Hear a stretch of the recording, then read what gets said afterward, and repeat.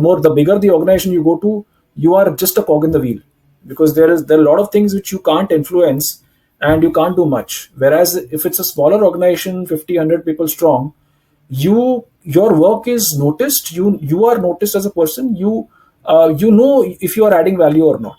Okay. And that's when I realized that while larger organizations have their own pros, but for somebody like me, it was easy to get lost in these companies.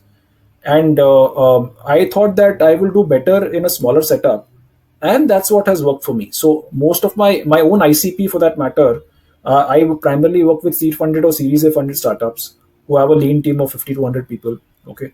Max to max. And I'm usually working closely with the senior management, the CEO, or the typically the second, I mean, ideally the CEO or the top management and all.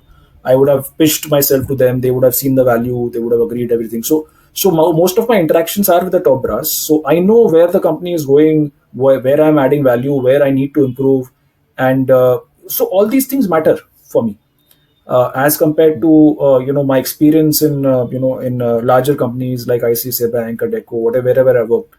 I realized that I was a bit lost over there, and I wasn't really able to utilize all my skills, because you are easily siloed in a large company, right?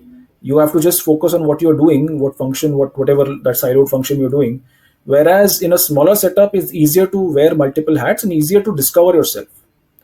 So which is what happened to me, as we grew, as you so I mean, you are learning, you are hustling, you are, unless, so there is no need to hustle in a large company comparatively.